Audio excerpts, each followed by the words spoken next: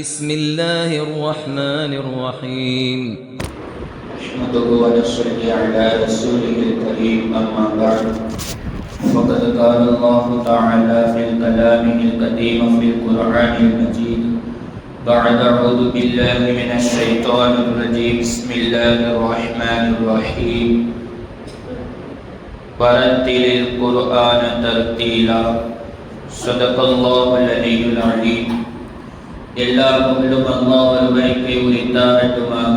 அவனால் அனுப்பப்பட்ட கண்மணி நாயகம் ரசூலுல்லாஹி ஸல்லல்லாஹு அலைஹி வஸல்லம் அவர்கள் மீதும் அவர்களினுடைய குடும்பத்தார்கள் தோழர்கள் குறிப்பாக இத்தருணத்தில் அமர்ந்திருக்கும் கேட்டுக்கொண்டிருக்கும் நம் அனைவர்கள் மீதும் அல்லாஹ்வினுடைய சாந்தியும் சமாதானமும் என்றென்றும் என்றும் நிலவட்டுமாக. ஆமீன்.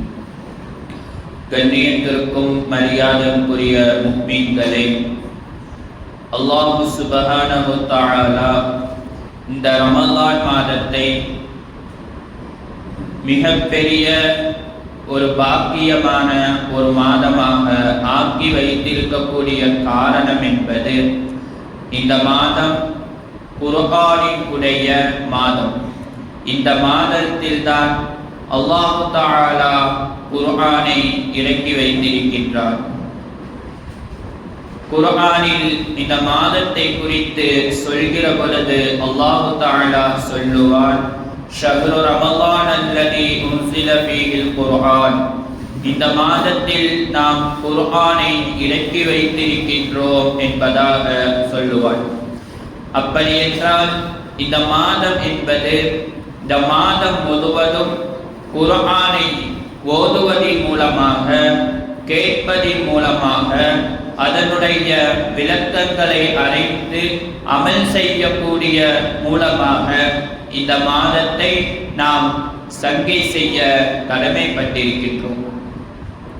ரசூலுல்லாஹி ஸல்லல்லாஹு அலைஹி வஸல்லம் அவர்கள் சொல்வார்கள், கைருக்கும் மன் தஅல்லமல் குர்ஆன வ அல்லமா.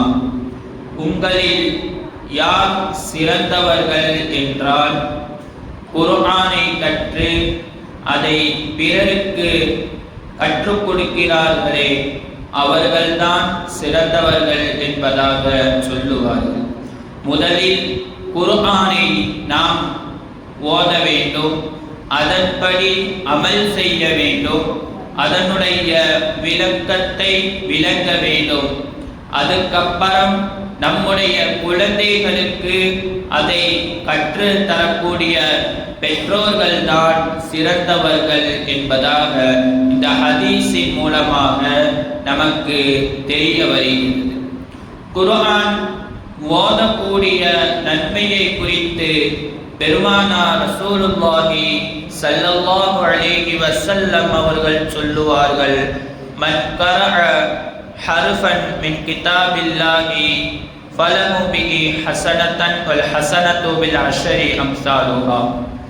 எந்த ஒரு மனிதன் அல்லாஹ்வினுடைய வேதத்திலிருந்து ஒரு ஹர்ஃபை ஓதுகிறாரோ அவர்களுக்கு 10 நன்மை கிடைக்கும் என்பதாக ரசூலுல்லாஹி ஸல்லல்லாஹு அலைஹி வஸல்லம் அவர்கள் சொல்லுவார்கள். ஒரு ஹர்ஃபை நாம் ஓதினோம் என்று சொன்னால் அதற்கு பகரமாக 10 மடங்கு நன்மை கிடைக்கும் என்பதாக சொல்லுவார்கள். குர்ஆனில் எத்தனை எழுத்துக்கள் இருக்கிறதோ அத்தனை எழுத்துக்களுக்கும் நமக்கு நன்மை கிடைக்கும். ஆனால் பெருமானார் ரசூலுல்லாஹி ஸல்லல்லாஹு அலைஹி வஸல்லம் அவர்கள் இப்படியும் சொல்லி இருக்கிறார்கள், குர்ஆன் சபிக்கக்கூடியவர்களாக குர்ஆன் இருக்கிறது. ரப்புல் தாலினில் குர்ஆனி வல் குர்ஆனு யல்அனஹு. எத்தனையோ பெயர் குர்ஆனை ஓதக்கூடியவர்களாக இருக்கிறார்கள், ஆனால் குர்ஆனோ அவர்களை சபித்துக் கொண்டு இருக்கிறது என்பதாக ரசூலுல்லாஹி ஸல்லல்லாஹு அலைஹி வஸல்லம் அவர்கள் சொல்லுவார்கள். இதற்கு விளக்கம் தரக்கூடிய அறிஞர் பெருமக்கள் ஏன் சபிக்குகிறது என்பதற்கு காரணத்தை கூறுகிற பொழுது 3 விஷயங்களை சொல்வார்கள். முதலாவது, நாம் குர்ஆனை ஓதுகிறோம், அதனுடைய விளக்கங்களை நாம் பெறுகிறோம், அதில் என்ன சொல்ல வருகிறார்கள் என்பதை நாம் தெரிந்து கொள்கிறோம். உதாரணத்திற்கு சொல்ல போனோம் என்றால், குர்ஆனில் பொய் சொல்வது ஹராம், வட்டி மிகப்பெரிய பாவம் என்றெல்லாம் நமக்கு தெரிந்தும் கூட அந்த வசனத்தை நாம் ஓதிக்கொண்டு அந்த செயலை செய்தால் அவர்களை குர்ஆன் சபிக்கிறது என்பதாக இமாம் பெருமக்கள் சொல்லுவார்கள். இரண்டாவதாக, குர்ஆன் ஓதுகிற பொழுது அலட்சியமாக ஓதக்கூடியவர்களை, குர்ஆன் சட்டங்களை மதிக்காமல் அதன் புனிதத்தை பேணாமல் வெறும் சத்தியத்திற்காக ஓதுவது, யார் அப்படி ஓதுகிறார்களோ அவர்களையும் குர்ஆன் சபிக்குகிறது. நாம் குர்ஆன் ஓதுகிற பொழுது குர்ஆனை எப்படி ஓத வேண்டும் என்று தெரிந்து தஜ்வீது முறைப்படி குர்ஆனின் சட்டங்களை விளங்கி எங்கே நீட்ட வேண்டும், எங்கே அழுத்த வேண்டும் என்கின்ற புரிதலோடு ஓத வேண்டும். அப்படி ஓதவில்லை என்றால் குர்ஆன் அப்படி ஓதக்கூடியவர்களை சபிக்குகிறது. மூன்றாவதாக, இறைவனுக்காக குர்ஆனை நாம் ஓத வேண்டும். பிறர் பார்க்கிறார்கள், பிறர் என்னை புகழ வேண்டும் என்கின்ற எந்த ஒரு நோக்கத்திற்காக ஓதக்கூடிய ஓதுபவர்களை குர்ஆன் சபிக்குகிறது என்பதாக ரசூலுல்லாஹி ஸல்லல்லாஹு அலைஹி வஸல்லம் அவர்கள் சொல்லுவார்கள். நம்முடைய வாழ்வு நாளில் எத்தனை குர்ஆன்களை நாம் ஓதுகிறோம் என்பதை நாம் சற்று சிந்தித்து பார்க்க கடமைப்பட்டிருக்கின்றோம்.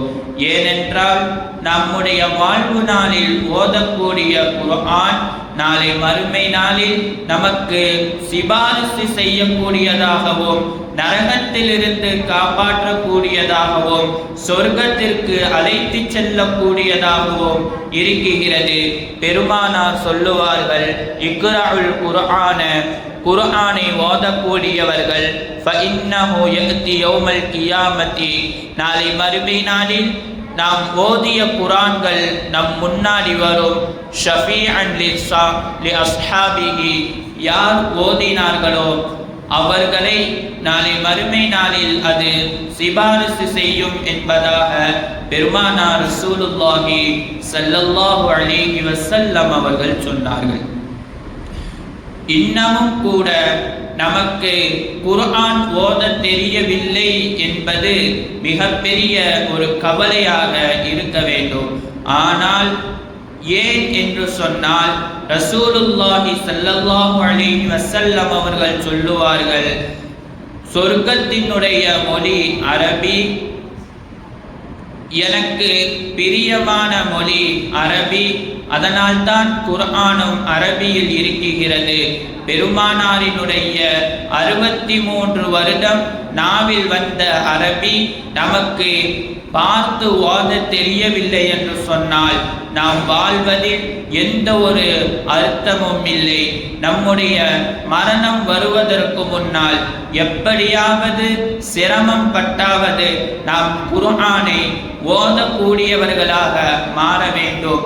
சிரமம் நன்கு ஓதுபவர்களை விட சிரமம் பட்டு தட்டு தடுமாறி ஓதக்கூடியவர்களுக்கு 2 மடங்கு கூலி கிடைக்கும் என்பதாக ரசூலுல்லாஹி ஸல்லல்லாஹு அலைஹி வஸல்லம் அவர்கள் சொல்லுவார்கள். குர்ஆனை திறமையாக ஓதுபவர் மறுமையில் கண்ணியமிக்க வானவர்களுடன் இருப்பார். குர்ஆனை ஓதும் போது தட்டு தடுமாறி சிரமத்துடன் ஓதக்கூடியவர்களுக்கு 2 நன்மைகள் உண்டு என்பதாக பெருமானார் ரசூலுல்லாஹி ஸல்லல்லாஹு அலைஹி வஸல்லம் அவர்கள் சொன்னார்கள்.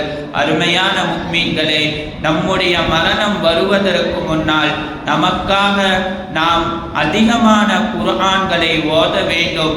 நம்முடைய மக்களுக்கும் குர்ஆனை கற்றுத்தர வேண்டும். இல்லை என்று சொன்னால் நம்முடைய மக்கள்கள் வழி தவறுவதற்கு மிகப்பெரிய ஒரு வாய்ப்பாக அமைந்துவிடும். எந்த வீட்டில் குர்ஆன் ஓதப்படுகிறதோ அந்த வீட்டில் ரஹமத்தினுடைய மலக்குமார்கள் வருவார்கள். இன்னும் சொல்ல போனால் ஜாபர் ரலியல்லாஹு தஆலா அவர்களினுடைய கடைசி காலகட்டம், அவர்களும் சக்கராத்தினுடைய நிலைமையில் இருக்கிற பொழுது உஸ்மான் ரலியல்லாஹு தஆலா அவர்கள் சென்று பார்த்தார்கள். பார்த்துவிட்டு சொன்னார்கள், பைத்துல் மாலில் இருந்து ஏதேனும் ஒரு உதவியை உங்களுக்கு நாங்கள் தரட்டுமா? ஏனென்றால் நீங்களுமோ பெண் பிள்ளைகளை வைத்திருக்கிறீர்கள், வறுமையான நிலைமையில் இருக்கிறீர்கள் என்று சொல்கிற பொழுது அப்போது ஜாபர் ரலியல்லாஹு தஆலா அவர்கள் சொன்னார்கள், தேவையில்லை. ஏனென்றால் என்னுடைய பெண் பிள்ளைகளுக்கு நான் சூரத்துல் வாக்கியாவை கற்றுத் தந்திருக்கின்றேன். பெருமானார் சொன்னார்களே, எந்த வீட்டில் மக்ரிபுக்கு பின்னால் சூரத்துல் வாக்கியா ஓதப்படுகிறதோ அந்த வீட்டில் மறுமை வராது என்பதாக, அதனால் என்னுடைய பெண் பிள்ளைகளுக்கு நான் சூரத்துல் வாக்கியாவை கற்றுத் தந்திருக்கின்றேன் என்பதாக ஜாபர் ரலியல்லாஹு தஆலா அவர்கள் சொல்லுவார்கள்.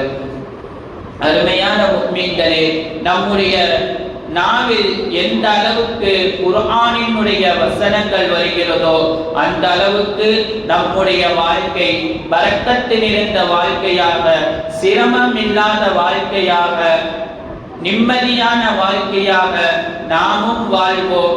நம்முடைய வீடும் பரக்கத்து நிறைந்த வீடாக இருக்கும். ஆனால் குர்ஆன் ஓதாத வீடுகள் இடிந்து கிடைக்கக்கூடிய வீடுகளை போல என்பதாக ரசூலுல்லாஹி ஸல்லல்லாஹு அலைஹி வஸல்லம் அவர்கள் சொல்லுவார்கள். நமக்கு தெரிந்த சூறாக்களை அதிகமாக ஓத வேண்டும். எந்த அளவுக்கு என்று சொன்னால், நம்மால் ஏதேனும் ஒரு சூறாவை மனனம் செய்ய முடியும் என்று நினைத்தால் தாராளமாக மனனம் செய்யலாம். அந்த மனனம் செய்த சூறாவை தொழுகையில் பொழுது அதிகமாக ஓத வேண்டும். நம்முடைய மக்களுக்கும் குர்ஆனை கற்றுத்தர வேண்டும். குறிப்பாக பெருமானார் சொன்னார்கள், உங்களுடைய பெண் பிள்ளைகளுக்கு சூரத்துல் நூரை கற்றுத்தாருங்கள். ஏனென்றால் அந்த சூறாவில் தான் எப்படி வாழ வேண்டும் என்கின்ற வாழ்க்கை முறையை அல்லாஹ் தஆலா வைத்திருக்கிறான் என்பதாக ரசூலுல்லாஹி ஸல்லல்லாஹு அலைஹி வஸல்லம் அவர்கள் சொன்னார்கள். அருமையான முஃமின்களே, நம்முடைய வாழ்வு நாள் முழுவதும் குர்ஆனுடனும் கழிப்போம். அல்லாஹ் தஆலா அதற்கு நல்லதொரு தௌஃபீக்கையும் சூழலையும் ஏற்படுத்தி தந்தருள் புரிவானாக. ரப்பனா தகப்பல் மின்னா இன்னக அன்தஸ் ஸமீஉல் அலீம் வ துப் அலைனா யா ரப்பி மௌலானா இன்னக அன்தத் தவ்வாபுர் ரஹீம். ஸல்லல்லாஹு தஆலா வ ஸல்லம அலா கைரி ஹல்கிஹி ஸய்யிதினா முஹம்மதின் வ அலா ஆலிஹி வ அஸ்ஹாபிஹி அஜ்மஈன் வல்ஹம்துலில்லாஹி ரப்பில் ஆலமீன். ஸல்லல்லாஹு அலா முஹம்மத் ஸல்லல்லாஹு அலைஹி வஸல்லம். ஸல்லல்லாஹு அலா முஹம்மத் ஸல்லல்லாஹு அலைஹி வஸல்லம். ஸல்லல்லாஹு அலா முஹம்மத் யா ரப்பி ஸல்லி அலைஹி வஸல்லம்.